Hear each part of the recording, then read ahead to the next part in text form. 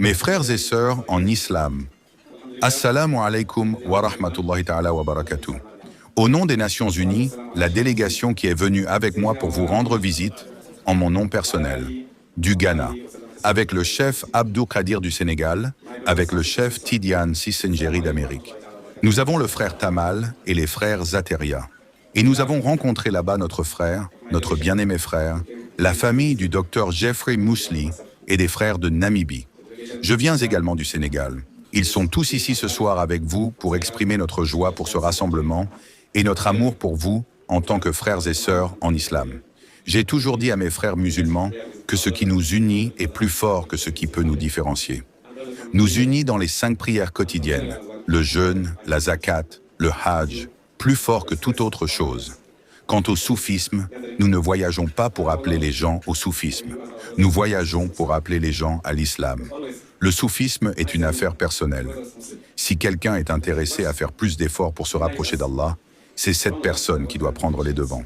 Cependant, tout cela doit être basé sur le Coran et la sunna du prophète, sallallahu alayhi wa sallam. Et ce soir, il a dit, ce savoir est fondé sur le Coran et la sunna du prophète, paix soit sur lui. Tout ce qui se trouve dans le cercle du Coran et de la sunna, nous pouvons l'appeler notre chemin et notre foi. Et tout ce qui est en dehors de ce cercle, nous n'avons rien à voir avec cela. À travers le monde musulman, quiconque dit « La ilaha illallah, Muhammad Rasulullah », nous le considérons comme un musulman. C'est un musulman, nous le considérons comme un autre. Le reste est entre lui et Allah. Après avoir entendu votre frère ou votre sœur dire « La ilaha illallah, Muhammad Rasulullah », vous pouvez le juger, que ce soit un kafir ou autre chose. Même si vous le voyez faire quelque chose de mal, vous pouvez lui conseiller en tant que musulman à musulman, mais pas le qualifier de kafir. Car chaque fois que vous qualifiez quelqu'un de kafir, s'il ne l'est pas, c'est vous qui l'accusez d'être un kafir, et vous devenez un kafir. C'est ce que disent les savants. Parce qu'il a dit, il y a quelques années, un groupe d'oulémas s'est réuni à Mubanuslumu, Kanto. Certains d'entre eux ont signé que le défunt Jama'at al-Nasir était un kafir.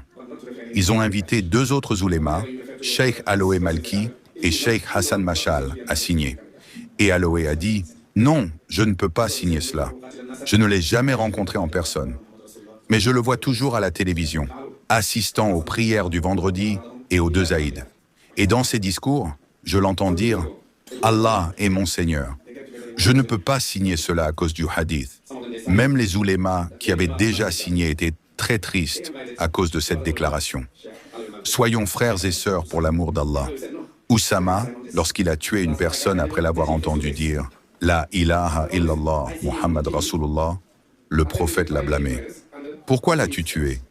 Tu l'as tué après qu'il ait dit « La ilaha illallah, Muhammad Rasulullah ». Il a dit, il l'a dit par peur de l'épée. Le prophète a dit, pourquoi n'as-tu pas ouvert son cœur?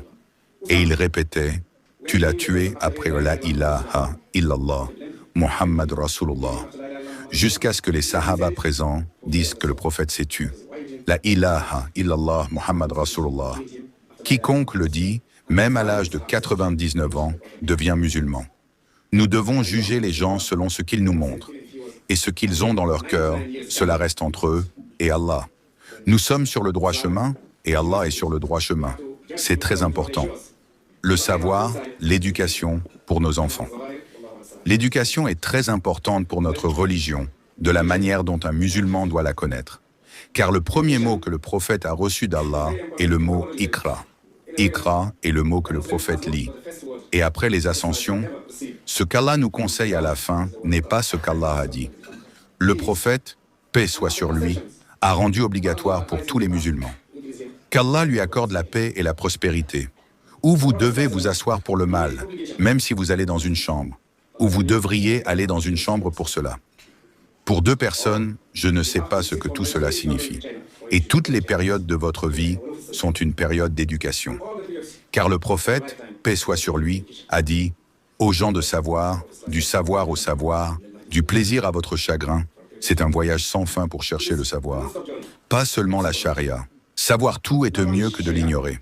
Et à l'époque, le prophète a dit, « Nous savons avec certitude que le temps de maladie allant en Chine n'était pas pour le Coran et le Hadith, car il était la seule source, l'unique source du Coran et du Hadith. » Et il a dit, « Un musulman doit acquérir la connaissance du Coran, la connaissance du Hadith, pour connaître sa religion. Mais il doit aussi acquérir d'autres connaissances, pour être un meilleur citoyen, un meilleur musulman, un meilleur voisin. Où qu'il aille, il peut s'entendre avec les gens grâce à son savoir. Alhamdulillah, les frères et sœurs se réunissent pour aider nos enfants.